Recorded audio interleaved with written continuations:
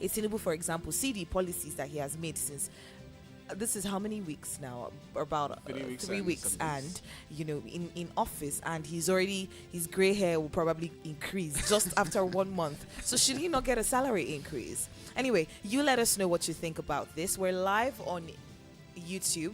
Yes, we're live on YouTube. It is at Voice of the People 96.1. Do the politicians not deserve a salary increase? They've done a lot. They've really done a lot. They've tried. They deserve that salary increase. Let's know what you think. Nigerians are also trying. So let's hear your view on this issue. Don't forget the number to call 0700 010 961 961. 0700 010 961 961. You can also send your SMS or use the WhatsApp platform. We're live there. You can send in your messages and we will read them out for you. Somebody has gone through the issue of fuel subsidy. Do you think it's easy to remove fuel subsidy in Nigeria? Do you know the personal interests that surround fuel subsidy? It's a lot. The personal interest just is on subsidy alone. You're looking at the transporters of fuel to and fro from the refining point, not the refining point, from where it is dug out from the floor, right, from where the crude oil is gotten, and then the transportation to the port, transportation back from the port when it has been refined, brought back from the port and distributed to different places. There's a lot of personal interest there, and then the president comes and says, you know what, fuel subsidy is gone. It is gone. But he said he wants to lead. He that said he salary wants to increment. He said he wants to rule. This is service to humanity. That is one thing that we should also understand about this politics of a thing. The way it is now, it is juicy enough to attract them, to make them spend millions and billions of naira to get there. That is why I'm of the opinion that yesterday we were having a conversation with Rufai when he said, he said, why not let's have what do you call it? Which word did he even use? Okay, part-time. Thank you. Part-time legislature, part-time politicians. They should just come, do their sitting, and after the sitting, they get allowances and they go back to their constituencies. Not to come and stay in Abuja and be flying exotic vehicles, spending a lot of the resources of Nigeria. How do you reduce cost of governance? And now you want to review their salary upward with a 114%. This is quite huge. Let's keep let's keep this aside and focus on the common man on the street. Let's see how we can provide quality road, qualitative education, provide enough power, sufficient power for the small and medium enterprises to thrive. Those are what we should be talking about. Politicians, yes, they are doing a good job. I am not against salary increase for them, but for now, it should be put on hold. Let's see how Nigeria. Aliyu, let's not even cower away from the fact that so many Nigerian politicians get into power to make money. Yes, of course. So, if their salary is increased, don't you think that the theft will reduce a bit? I don't think it's going to reduce a bit. It's going to make more people to want hungrier to get into power because they know that it's now even juicier, it's bigger, the package is even more bulky than it used to be. I think that for some people, it's like, oh, I'm getting more salary, so why do I need to steal some more? And this is going to tell you that Nigeria, ordinarily human being, not even Nigeria, we are insatiable. It is the law of man. We always want more.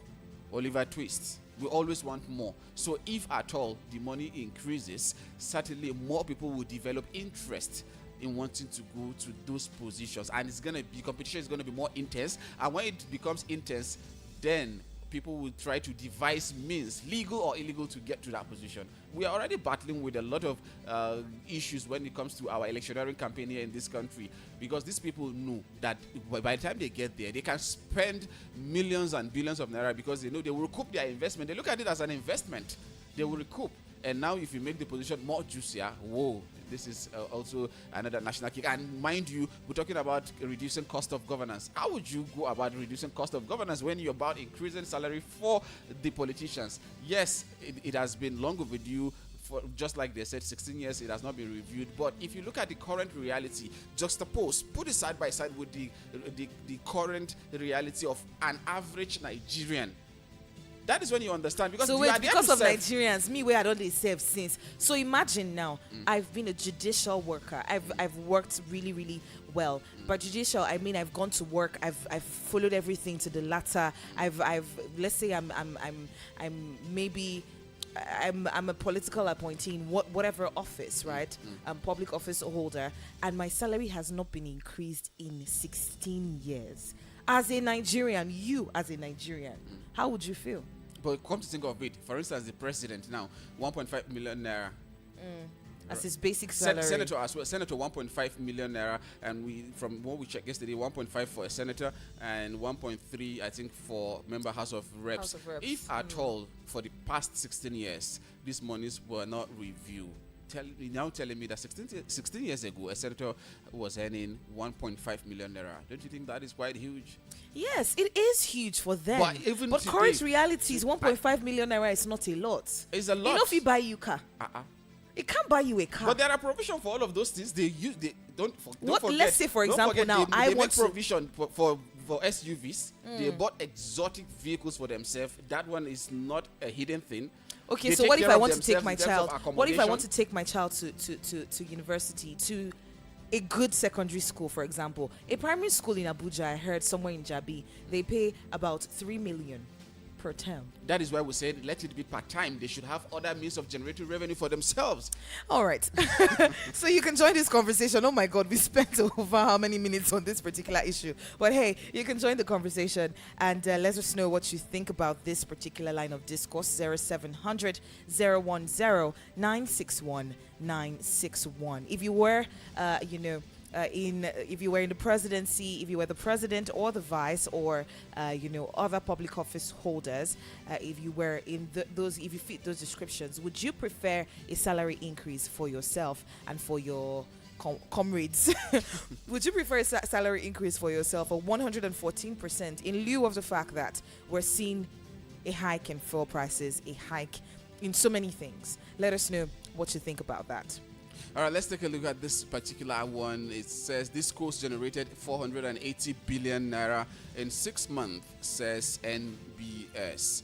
The total amount of revenue generated by electricity distribution companies rose by 20.81% despite a drop of 1.47% in supply. According to the new electricity report for the first quarter of 2023 by the National Bureau of Statistics, it says a on-year analysis showed that Discos collected 247.33 billion naira as revenue in the first quarter of 2023, which is higher than 204.74 billion naira recorded in first quarter of 2022. However, this electricity supply was 5,852 gigawatts hours in first quarter of 2023, down from 5,956 gigawatt hour reported in first quarter of 2022, which means there is increase in revenue generation, but there is decrease in power supply. Exactly. The report also indicated that Discos collected 232.32 billion naira in the last quarter, talking about the fourth quarter of last year, bringing the total revenue raked in by the companies in 6 months to 479.65 billion naira. The report also read in part revenue collected by Discos during the period was 247.33 billion naira from 232.32 billion in last quarter of 2022. Revenue generated in the reference period rose by 20.81% from 204.74 billion recorded in first quarter of last year. Electricity supply dropped, just like we said, and it was also disclosed that there was a rise in the total number of customers, with the total hitting 11,027,000 in first quarter of this year. And also total customer in last quarter was 11,006,000, and this first quarter this year we have 11,027,000 rather. So it shows an increase of 1.89% on year basis. Customer numbers in first quarter of this year rose by 5.99% from 10,063,000 reported in first quarter of last year. Similarly, metered customers stood at 5.31 million in first quarter, indicating a growth of 3.61% from 5.13 million recorded in the preceding quarter. This is one area that I would really want to hammer upon. On a year-on-year basis, this grew by 10.86% from the figure reported in first quarter, which was 4.79 million. In addition, estimated customers during the quarter were 5.96 million in first quarter of this year, higher by 0.40% from 5.93 million in last quarter of 2022. Estimated customers increased by 1.99% in first quarter from 5.84 million in first quarter of last year. The report further showed that Ibadan Electricity Distribution Company had the highest number of customers, about 2.23 million customers. It was followed by Abuja Electricity Distribution Company with 1.32 million customers, and Enugu Electricity Distribution Company has 1.23 million customers, while Ikeja Electricity Distribution Company, with a customer base of 1,007,000, had the highest revenue of 49.76 million, while Eco Electricity Distribution Company, with a customer base of about 666,941 customers, had a revenue of 41,073,000 naira. They are followed by Abuja Electricity Distribution Company, which had a revenue of 38.12 million in the first quarter of this year. You know, this issue of electricity in Nigeria, one aspect is that they have to increase the power supply. That is one. Another thing is metering. People should be able to get meter. I'm really concerned, even if you have the meter, the rate at which your units get exhausted is quite alarming. I don't really understand what is happening there. And also, yes, because it's like a two magic. ACs, you on two AC like this, phew. In the past, we Your were light is encouraged. gone. We were encouraged to say, go get the meter. It's gonna save you cost. You're not gonna be on the estimated billing, because estimated billing, they don't even follow the procedure of estimating your cost per unit. They just give you what they feel like giving you. That is exactly what I know for sure, because it's something that I've witnessed. But now that you have the meter, you just recharge. Before you know, your unit is finished. You've exhausted everything. I'm like, what's the problem? They said this is going to be better. However, in some areas, people who are paying for the estimated billing really are complaining, because the money they are charging them is quite high. But now overall, these people are making more profit, generated more revenue in the last 6 months. But how about the supply? It has dropped.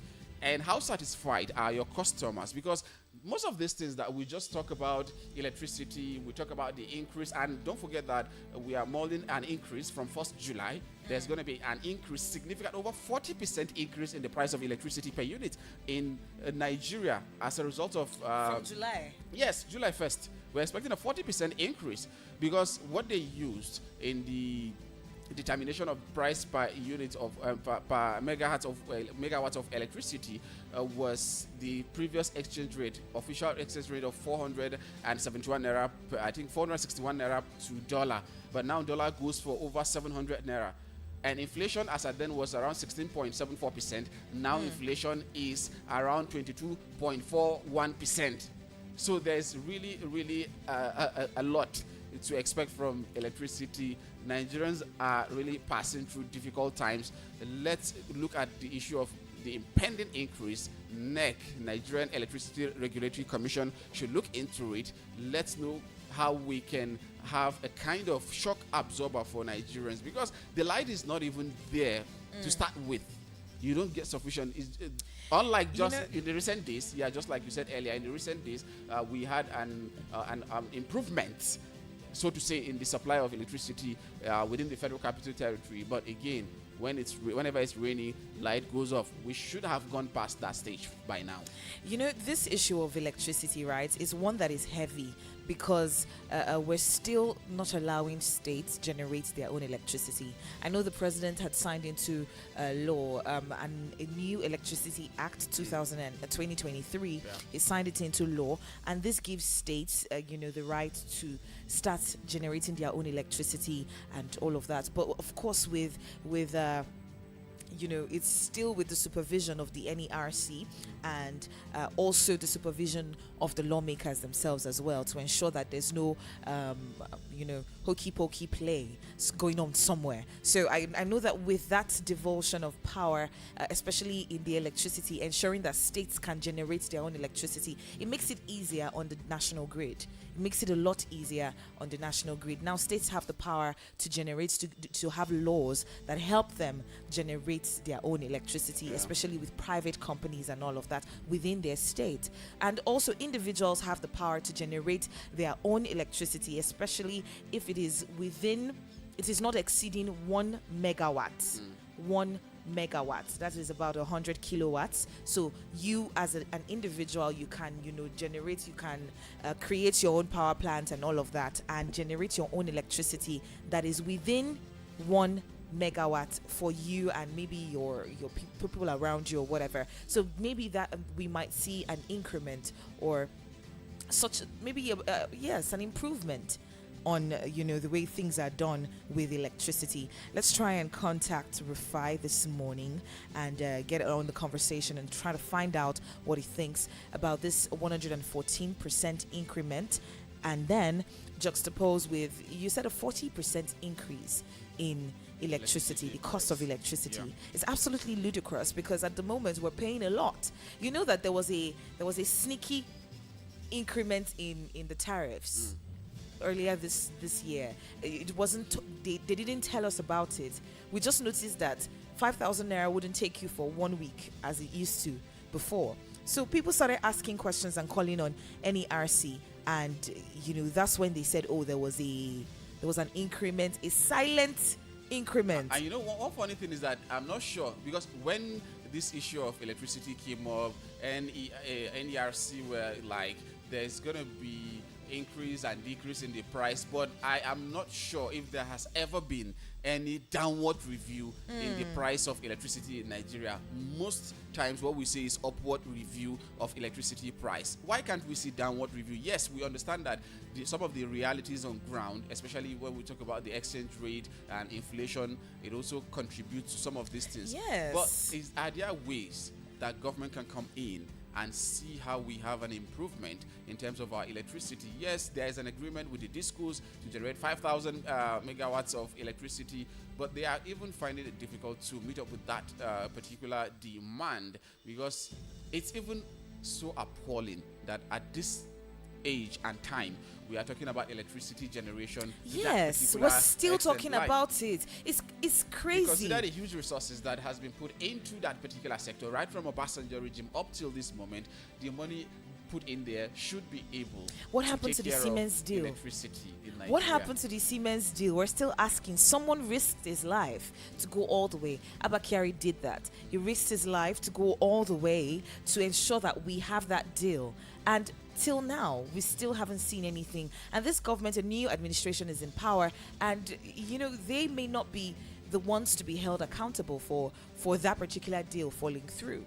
Yeah, right? Because they will say they were not the ones that pushed it, right? They don't know the details of that particular agreement, right? So there's always that issue of deals falling through, and Nigerians not seeing the government not seeing to the end a particular deal that they're going, they're pushing for. If we have that Siemens deal, I'm pretty sure that there would have been a great increment in how much power we generate as a country, and then independently in our own tiny states, wherever we are, how much power we can see as a whole. Do you believe that there are places in Nigeria that have not seen light for years?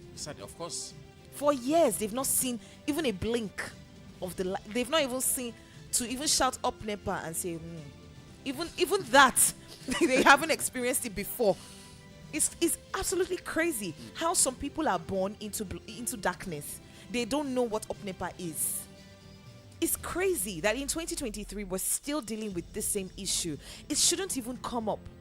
It shouldn't even come up. If not that some people are trying to grow their businesses, selling their generators, selling their solar panels, selling all of these issues that we don't necessarily need. Because if the power is working, I'm pretty sure that Nigerians wouldn't mind paying 30,000 naira for light, as far as it is consistent.